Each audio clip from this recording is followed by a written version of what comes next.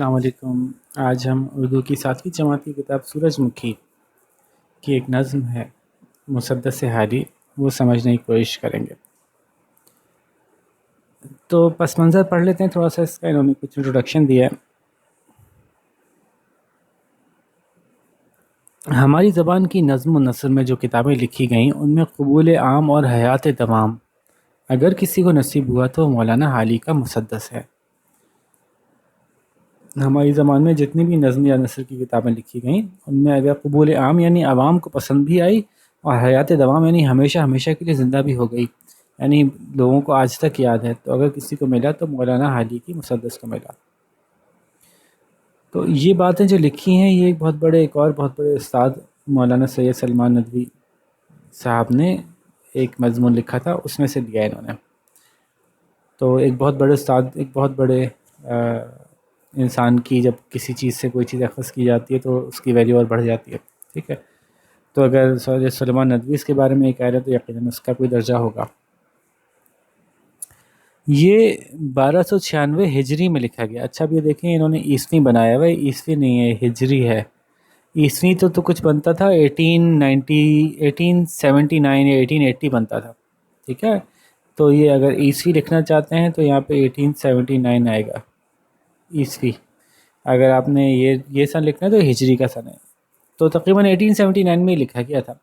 اس کے بعد سے اب تک جتنے ایڈیشن نکلے شاید ہی کسی دوسری کتاب کے نکلے ہوں گے، یعنی اتنی دفعہ ری پرنٹ ہوئی ہے کتاب کہ شاید ہی کوئی دوسری کتاب اتنی دفعہ ری پرنٹ ہوئی ہوگی، کیونکہ ڈیمانڈ زیادہ تھی اس کی۔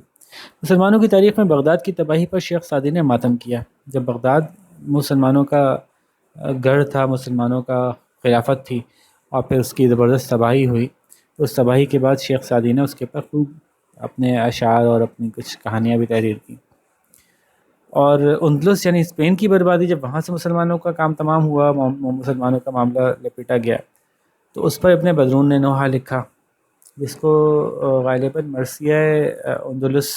کے نام سے جانا جاتا ہے۔ تو ہندوستان کے انگریزوں کی وہ بھی بڑا تفصیلی، بڑی لمبی کہانی، شاعری کے اسلوب میں انہوں نے جو ہے وہ ایکسپلین کیا ہے کہ کیا کیا ہوا ہمارے ساتھ، کتنی تباہی ہوئی، کتنا درد اٹھایا، کتنے دکھ جھیلے۔ تو ہندوستان کی انگریزوں کے ہاتھ بربادی کے 24 برس بعد لکھی گئی یہ مسدس لوگوں کے لیے مسلمانوں کے زوال کا مرثیہ بنی۔ یعنی مرثیہ کہتے ہیں ایک ایسی شاعری جو کسی کی موت پہ لکھی جائے۔ تو مسلمانوں کی جو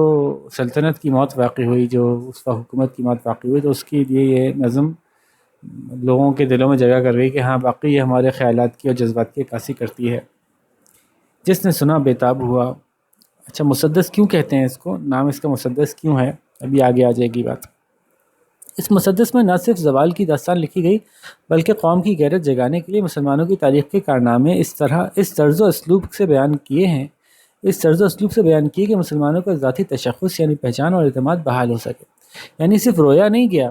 کہ زوال کی داستان کہ ہم کیسے گر گئے، کتنا ہمارا دکھ ہے کہ ہم گر گئے، ہائے ہمارا برا حال ہو گیا، بلکہ صرف رویا ہی نہیں گیا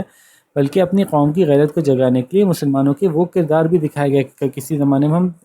اچھے بھی ہوا کرتے تھے، اور وہ کیا باتیں تھیں جس کی وجہ سے ہم اچھے تھے، اور اب ایسا کیا ہو گیا کہ ہم گر رہے ہیں۔ اس طرح کے انداز سے، طرز و اسلوب انداز سے بیان کیے گئے مسلمانوں کا ذاتی تشخص، یعنی ان کی اپنی انٹیگریٹی، ان کی انر سیلف، ان کی پہچان اور اعتماد بحال ہو سکے کہ نہیں ہم کچھ ہیں، ہم کر سکتے ہیں، ہم ابھی بھی اگر متحد ہو جائیں تو ہم پھر دوبارہ سے کھڑے ہو سکتے ہیں۔ اسی طرح مستقبل کی فکر کے سامان کے لیے کمزوریوں کا بیان اور حالت سدھارنے کا خاکہ بھی پیش کیا گیا۔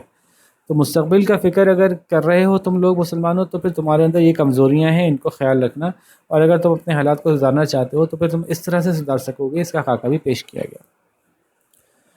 غرض مولانا الطاف حسین حالی کی لکھی یہ مسدس قوم کی 1300 برس کی حالت و کیفیت کی آئینہ تھی۔ 1300 سال سے جو حالات چلتے چلے آ رہے ہیں کہ پہلے کیا زبردست شان و شوکت تھی اور آہستہ آہستہ کیسے نیچے آئے اور کیوں آئے، اس کی آئینہ تھی، یعنی اس کی ریفلیکشن آپ کو دکھا رہی تھی کہ خود دیکھ لو بھئی یہ حالات ایسے اس لیے ہو گئے۔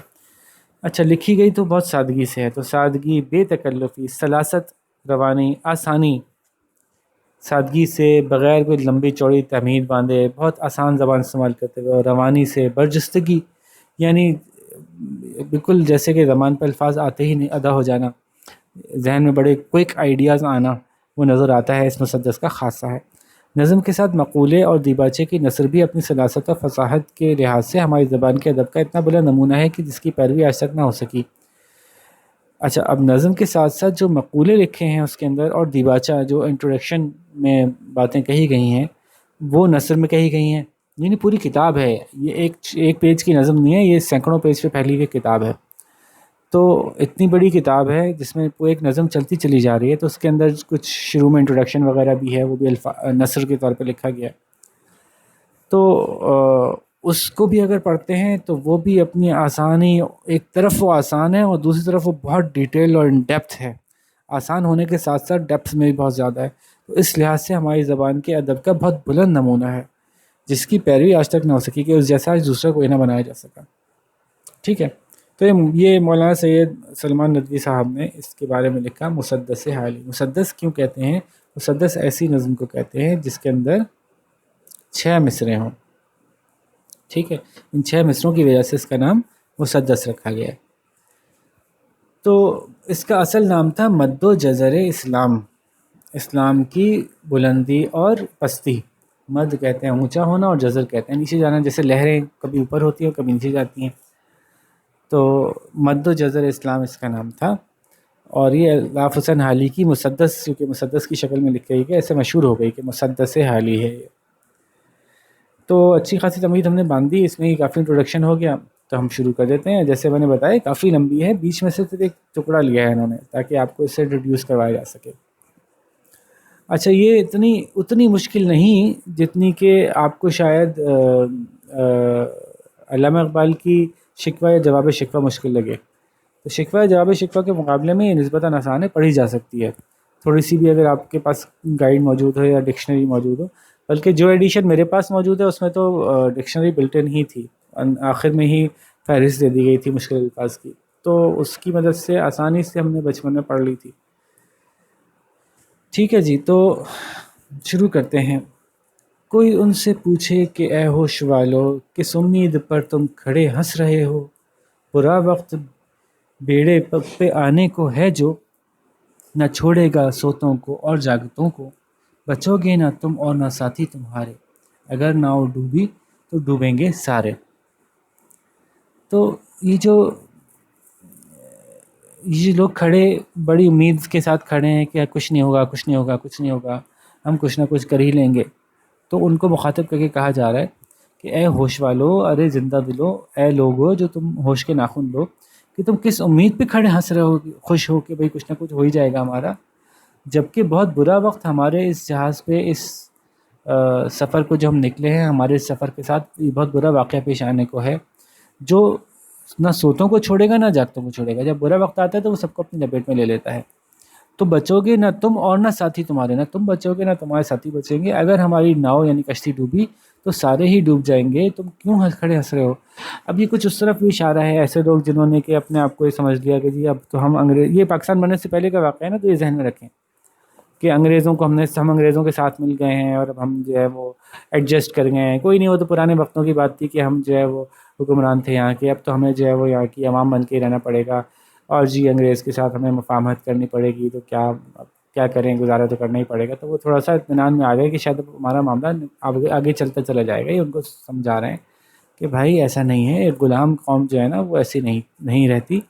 بلکہ آہستہ آہستہ اس کے حالات بہت خراب ہو جاتے ہیں، اور پھر تم یا ہم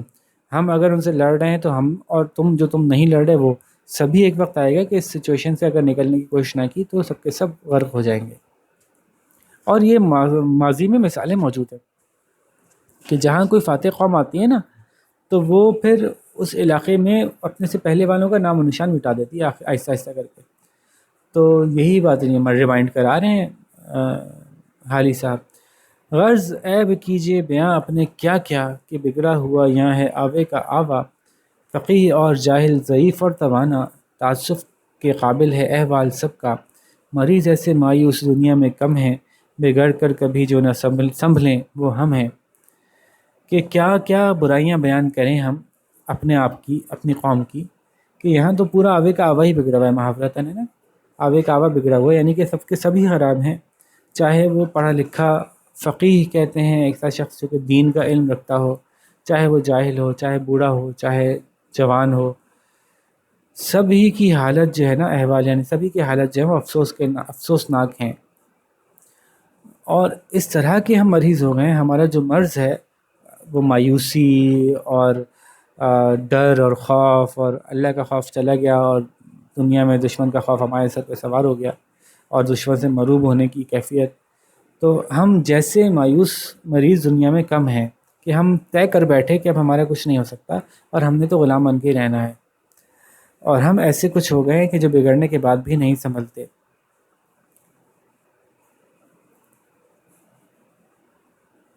اچھا جی، کسی نے یہ ایک مرد دانہ سے پوچھا کہ نعمت ہے دنیا میں سب سے بڑی کیا؟ کہا عقل جس سے ملے دین و دنیا، کہا گر نہ ہو اس سے انسان کو بہرا، کہا پھر اہم سب سے علم و ہنر ہے کہ جو باعث افتخار بشر ہے، کہا گر نہ ہو یہ بھی اس کو میسر، کہا مال و دولت ہے پھر سب سے بڑھ کر، کہا در ہو یہ بھی اگر بند اس پر، کہا اس پہ بجلی کا گرنا ہے بہتر، وہ ننگے بشر تاکہ ذلت سے چھوٹے، خلائق سب اس کی نحوست سے چھوٹے۔ یہ پورا یہاں سے یہاں تک ایک چل رہا ہے۔ کسی نے ایک بڑے عقل مند سمجھدار آدمی سے پوچھا کہ اس دنیا میں سب سے بڑی نعمت کیا ہے؟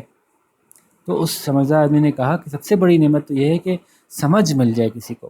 دنیا اور دین کی عقل یعنی سمجھ مل جائے۔ تو اگر یہ کسی کو مل گئی دین اور دنیا کی سمجھدار وہ ہو گیا، اس کو اللہ تعالیٰ نے وزڈم دے دی، تو یہ سب سے بڑی دولت ہے۔ پھر اس سے کہا گیا اگر کسی کے پاس یہ نہ ہو، اگر نہ ہو اس سے انسان کو بہرا مطلب اویلیبل نہ ہو، اس کے ساتھ اس کا میل جول نہ ہو، اس کے اندر یہ چیز نہ پائی جاتی ہو، تو پھر کیا ہو؟ تو پھر کہا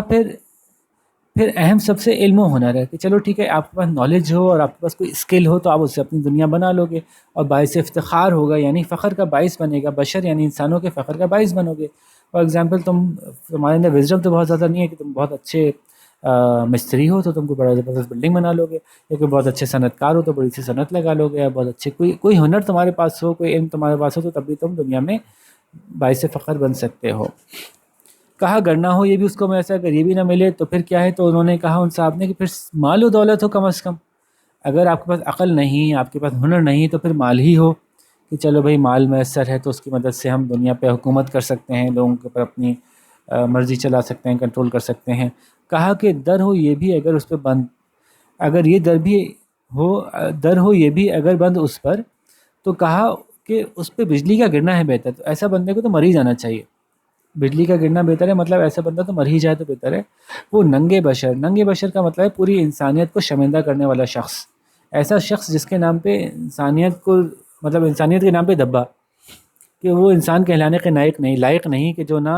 عقل مند ہے، جو نہ محنت کرنا چاہتا ہے، نہ اس کے پاس کوئی ریسورسز ہیں جو اس نے بچا کے رکھے ہیں، پھر تو وہ بہت ہی گھٹیا سا بیکار سا انسان ہے، جو نہ عقل کا استعمال کرتا ہے، نہ جسم استعمال کرتا ہے، نہ ہاتھ پاؤں استعمال کرتا ہے، بلکہ غلام کی طرح پڑا ہے، بس ایک کیڑے کی طرح رینگ رہا ہے۔ تو کہہ رہے ہیں کہ اس سے بہتر تو یہی ہے کہ اس کو بجلی گرے اور مر جائے، کیونکہ وہ پوری انسانیت کی شرمندگی کا باعث ہے، تاکہ ذلت سے چھوٹے، وہ جو ذلت کی زندگی گزار رہا ہے وہ ختم کرے بھائی ایسی بیکار ذلت کی زندگی، اور خلائق سب اس کی نحوست سے چھوٹے، اور ایسے انسان جہاں بیٹھتے ہیں نا دوسروں کو بھی اپنے جیسا بنا لیتے ہیں۔ خلائق کہتے ہیں مخلوقات کو، تو باقی کی مخلوقات بھی اس کی نحوست، اس کی برائی سے نجات پائے اگر وہ دنیا سے جائے۔ یعنی اتنا برا انسان سمجھے ایک ایسے شخص کو کہ جس میں اول یا تو عقل نہ ہو، اور عقل کی کوشش نہ کرتا ہو، اپنی وزڈم بڑھانے کی کوشش نہ کرتا، چلو وزڈم نہیں ہے تو اپنے ہنر علم کے اوپر محنت کرے، اور جو ہے وہ کوشش کرے کہ اس کا علم اور اس کا ہنر بڑھے، اور اس کی مدد سے وہ کوئی بہتر کام کر سکے۔ اگر وہ بھی نہ ہو تو کم از کم ریسورسز اس کے پاس اچھے ہو جائیں، وہ اس کے لیے محنت کر لے۔ اب اگر وہ تینوں چیزیں نہیں ہیں، اس کا مطلب ہے وہ بالکل ہی بے ڈھنگا اور بالکل ہی سست اور کاہل انسان ہے۔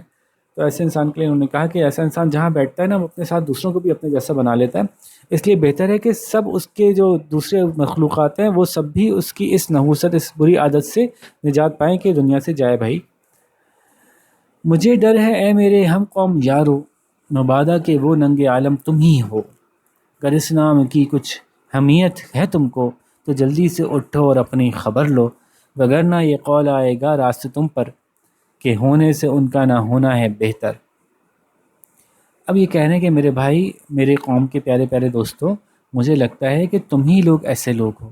کہ جو نہ عقل میں کسی درجے میں اب آج کھڑے ہیں، عقل کا میدان بھی چھوڑ دیا، علم کا میدان بھی چھوڑ دیا، ہنر کا میدان بھی چھوڑ دیا، سب کچھ تو چھوڑ کے کھڑے ہو، اور یہاں تک کہ اپنے سارے ریسورسز بھی لٹا بیٹھے، اور اب جو ہے وہ ایک فقیروں کی طرح، غلاموں کی طرح زندگی گزار رہے ہو۔ تو مجھے تو تم ہی لوگ ایسے لگتے ہو کہ جن کا یہ حال ہے۔ تو مجھے ڈر ہے اے میری قوم، ہم قوم یارو، میری قوم کے دوستو، کہ کہیں مبادا کہیں تم ہی وہ شرمندگی عالم لوگ نہ ہو، ایسے لوگ جو پوری دنیا کو شرمندہ کرتے ہیں، انسان کہلانے کے لائق نہیں ہے، کہ اگر تم میں تھوڑی بھی اسلام کی حمیت، اسلام کا جذبہ، اسلام کی محبت باقی ہے تو پھر جلدی اٹھو اور اپنی خبر لو کہ تم کس حال میں آ گئے ہو، ورنہ یہ قول تم پر راست آ جائے گا، یعنی تم پر درست ثابت ہوگا، راست ہونا درست ثابت ہوگا، کہ تم سے، تمہارے ہونے سے تو نہ ہونا بہتر تھا۔ رہو گے یوں ہی فارغ البال کب تک، نہ بدلو گے یہ چال اور ڈھال کب تک، رہے گی نئی پود پامال کب تک، نہ چھوڑو گے تم بھیڑیا چال کب تک، بس اگلے فسانے فراموش کر دو، تعصب کے شعلے کو خاموش کر دو۔ ہاں ہاں، بہت کچھ ہے جی، اس کو تو اگر آپ پڑھیں گے تو بڑا مزہ آئے گا، کبھی آپ پڑھیں، لیکن یہ کہ لمبی ہے، سوچ کے پڑھیں، تو کئی مختلف سیشنز میں پڑھی جائے گی، اکثر لوگ اس کو ایک سٹنگ میں نہیں پڑھ پاتے، لیکن پڑھیں، دیکھیں کہ اس زمانے میں کیا حالات تھے، اور سوچتے آپ اندازہ لگائیں کہ آج تک وہی حالات سے ہم لڑتے آ رہے ہیں، اور ابھی بھی ہم سدھرے نہیں۔ ایک کچھ وقت تھوڑا سا آیا تھا، جب پاکستان بننے کا وقت قریب آیا تھا، تو مسلمانوں میں ذرا ایک روح جاگی تھی، اور جب پاکستان بن گیا تو پھر ڈھیلے ڈھالے پڑے ہیں۔ خیر، تو نظم کو سمجھنا ایک اصل مقصد تھا، تو اس سے واپس آتے ہیں۔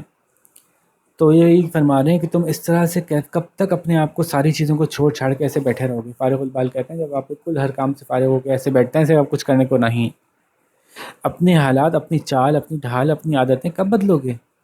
اور یہ جو نئی نسل آتی چلی جا رہی ہے، جو تم کو دیکھ کے پہلے سے اور زیادہ برباد ہو رہی ہے اور خراب ہو رہی ہے، تمہارے اعمال کو دیکھ کے اپنے اس کے اعمال اور برے سے برے ہوتے چلے جا رہے ہیں، کہ تم جو پہلے دین کی طرف، دین کے حساب سے چلتے تھے، اللہ تعالیٰ کی مانتے تھے، محنت کرتے تھے، سچ بولتے تھے، انصاف پہ قائم تھے، ایک دوسرے کی مدد کرتے تھے، بڑا مضبوط معاشرہ قائم کیا ہوا تھا، جان اللہ کی خاطر، اپنے ساتھیوں کی خاطر، اپنے وطن کی خاطر جان دینے کا کوئی پرواہ نہیں ہوتی تھی، آسانی سے دے دیتے تھے، اور آج اتنے ڈرپوک، اتنے تم جو ہو وہ کنجوس، اتنے جو ہے وہ دنیا کی حوث پرست ہو گئے ہو کہ جناب اب آہستہ آہستہ وہ ساری تمہاری کیفیت جو ہے تمہاری اولاد میں بھی آ رہی ہے۔ تو یہ پامال کا مطلب تباہ و برباد ہونا، تو نئی پود، نئے پودے، نئی نسل کب تک تم تباہ و برباد کرتے رہو گے اپنی ایکشنز کی مدد سے، ان کو بھی اب برا بنا رہے ہو، اور یہ جو بھیڑیوں کی سی چال تم نے اپنا لی ہے، یہ تم کب چھوڑو گے؟ یہ جو تم ایسی کیفیت میں آ گئے ہو نا، جو جیسے کہ مسلمان تو شیر کی طرح زندگی گزارنے میں مشہور تھا نا، تو گیدڑ کی طرح تو نہیں زندگی گزارتا تھا، جیسے بڑا مشہور مقولہ ہے نا، جس کو کہ کئی لوگوں نے اپنی زندگی کا نصب العین اور مشعل راہ بنایا، جس میں ٹیپو سلطان بھی تھے، جس میں راشد مناز شہید بھی تھے۔ تو یہ جب سے مسلمانوں کی تاریخ ہے، یہ بڑا مشہور مقولہ ہے کہ شیر کی ایک دن کی زندگی گیدڑ کی 100 دن کی زندگی سے بہتر ہے۔ اس میں دنوں کا اور سالوں کا اعتبار الگ الگ ہے مختلف محاوروں میں، لیکن بات یہی ہے کہ مسلمان تو شیر بن کے مقابلہ کر کے ڈٹ کے آگے بڑھنے والے لوگ تھے، یہ گیدڑ کی طرح ڈر ڈر کے، چھپ چھپ کے، جی حضوری کر کے، پاؤں پڑ کے، غلام بن کے کب تک تم ایسی زندگی گزارنا پسند کرو گے؟ یہ تو ہماری طریقہ نہیں تھا۔ تو بس اب پچھلی باتیں، یہاں اگلے فسانے سے مراد پچھلی باتیں ہیں، پچھلی باتیں جو ہو گئیں نا، جو غلطیاں تم سے ہو گئیں، وہ فراموش کر دو۔ اور یہ جو انگریز نے تمہارے اندر تعصب بھر دیا ہے نا، نسل کا تعصب، میں سید، میں فلانا، تو تم پٹھان، تو تم مہاجر، تو تم سنی، تو تم شیعہ، تو تم کیا کہتے ہیں، تم پنجابی، تو تم بنگالی، تو فلانے، مسلمانوں کے اندر یہ جو تعصب پیدا کر دیا انگریزوں نے، دشمنوں نے، تو اس تعصب کو اپنے اندر سے ختم کرو، اس شعلے کو بند کر دو، آپس کی لڑائیاں ختم کرو، تبھی تم دشمن کے مقابلے پہ کھڑے ہو سکو گے۔ ٹھیک ہے بھائی، تو یہ کچھ تشریح اس کی ہوئی، اور اس کے کچھ سوال دیکھ لیتے ہیں۔ سب سے پہلے تو یہ الفاظ کے معنی میں نے بتا ہی دیے اتفاق سے، لیکن یہ کہ آپ اس میں دیکھ کے پھر دیکھ لیجیے گا، ویڈیو میں سے دیکھتے جب سن رہے ہوں تو ساتھ میں ان کو بھی دیکھ لیجیے گا کہ میں نے کیا معنی بتائے تھے، دوبارہ بتانے کی ضرورت نہیں ہے، الفاظ کو جملہ میں آپ خود استعمال کر لیجیے۔ مسدس حالی کس مقصد کے پیش نظر لکھی گئی؟ مسدس حالی مسلمانوں کو جگانے اور ان کے حالات کے اوپر ایک تجزیہ پیش کرنے کے لیے لکھی گئی، کہ جس کا مقصد یہ تھا کہ مسلمانوں کو یہ سمجھایا جائے کہ تم لوگ ماضی میں کس طرح کامیاب ہوتے تھے، وہ کیا وجوہات ہیں جن کی وجہ سے آج تم ناکام ہو، اور ایسا کیا کر سکتے ہو کہ جس کی وجہ سے مستقبل میں پھر کامیاب ہو جاؤ۔ ٹھیک ہے جی۔ مسدس حالی کی خوبیاں کیا کیا ہیں؟ تو یہ تو بہت بے تحاشا خوبیاں ہیں، اور یہ ہم پیچھے ہم نے مضمون جب اس کا پڑھ رہے تھے تو اس میں بھی کافی ساری باتیں بتائی تھیں، تو اس میں سے آپ دیکھ سکتے ہیں۔ ٹھیک ہے، تو یہ تو آسان سوال ہے، 7ویں جماعت کے لیے تو اس سے زیادہ ہیلپ کرنے کی ضرورت بھی نہیں ہے مجھے۔ آج سے تقریباً 135 برس پہلے لکھی جانے والی نظم آج کے حالات سے مطابقت رکھتی ہے، یہی بات جو میں کہہ رہا تھا آپ سے کہ آج بھی ایسے ہی حالات ہیں۔ اس بات کے حق میں کم از کم 3 یا 4 دلائل دیجیے۔ ان دلائل کی مثال کے لیے چند اشعار بھی چن کر لکھیے۔ مشکل سوال ہے لیکن آپ کو کر لینا چاہیے، ذرا تھوڑی سی تحقیق کرنی پڑے گی، تھوڑا اپنے بڑوں کے ساتھ بیٹھنا پڑے گا، لیکن یہ کام کیجیے کیا کہ یہ بتائیے کہ آج بھی یہ حالات موجود ہیں، آج بھی ایسا ہی ہوتا ہے، ہم بہت سے کاموں میں آج بھی سست ہیں، وہی ساری برائیاں جو اس میں لکھی ہیں وہ برائیاں آج بھی ہمیں موجود ہیں، تو اس کی مثالیں پیش کیجیے کہ کہاں معاشرے میں ایسا ہو رہا ہے، کیا ہو رہا ہے۔ اپنے ارد گرد دیکھیے، کچرے کے ڈھیر کو دیکھیے، آپ لوگوں کے اندر وہ تعصب کے شعلے دیکھیے، آپ لوگوں کے اندر سیاست کے اندر دیکھیے کس طرح سے ایک دوسرے کے ساتھ رویے ہیں، آپ جو ہے وہ چور بازاری دیکھیے، لوگوں کی جو ہے وہ دھوکہ دہی کا انداز دیکھیے، آپ قانون کی خلاف ورزیاں دیکھیے، جو بھی آپ کو اپنے ارد گرد کی چیزیں نظر آتی ہیں ان کو ذرا لنک کر کے دیکھیے، اس کو ملا کے دیکھیے کہ کیا آج بھی ویسے ہی حالات ہیں ہمارے یا نہیں ہیں۔ اور کچھ اشعار بھی چن کے لکھیے، کچھ ایسی مثالی شعر بھی دیکھ کے نکال کے لکھیے جو کہ ہم پہ پورے اترتے ہوں۔ تو یہ ایک مزیدار کام ہے، میں دیکھتا ہوں کہ آپ یہ کیسے کر کے دکھاتے ہیں۔ ٹھیک ہے، اچھا سوال ایک یہ بھی آئے گا کہ یہ جو دلائل ہوں گے جو ہم بتائیں گے کہ آج بھی ہمارے ویسے ہی حالات ہیں یا شاید اس سے بھی برے حالات ہیں، تو جب ہم یہ دلائل دے رہے ہوں گے تو اس کے ساتھ ساتھ کچھ اشعار بھی لکھنے ہوں گے، تو وہ اشعار اس مسدس سے بھی لکھے جا سکتے ہیں اور اس کے باہر بھی لکھے جا سکتے ہیں۔ تو اس کے باہر سے لکھیں گے تو اور مزہ آئے گا، اور ٹاپک جو ہے اور بڑا ہو جائے گا اور ذرا ڈیپتھ بڑھ جائے گی ٹاپک کی۔ ٹھیک ہے، تو اچھا ہے کہ آپ باہر سے لکھیں۔ تشریح آپ خود کیجیے جی، جیسے کہ میں ہمیشہ کہتا ہوں تشریح آپ خود کیجیے، اتنی تفصیل سے میں نے بتا دی، اب مزید میں اور کیا تشریح بتاؤں، تو آپ خود کیجیے، اس کے بعد مجھے چیک کروائیے گا، میں بتاؤں گا کہ اب اچھی تھی یا نہیں تھی۔ ٹھیک ہے جی، اوکے، پھر انشاءاللہ اب ہم کسی اور لیسن کے ساتھ آپ کے ساتھ ملیں گے۔ آپ کو کچھ پوچھنا ہو تو اب میں نے اپنا ای میل ایڈریس بھی آپ کو دے دیا ہے، اور کمنٹس میں بھی آپ بتا سکتے ہیں، کچھ پوچھ سکتے ہیں، تو پھر انشاءاللہ امید کرتا ہوں کہ سب کچھ سمجھ میں بھی آ گیا ہوگا، اور آپ اچھے سے جواب لکھ کے ہمیں بتائیں گے۔ اوکے، اللہ حافظ، السلام علیکم۔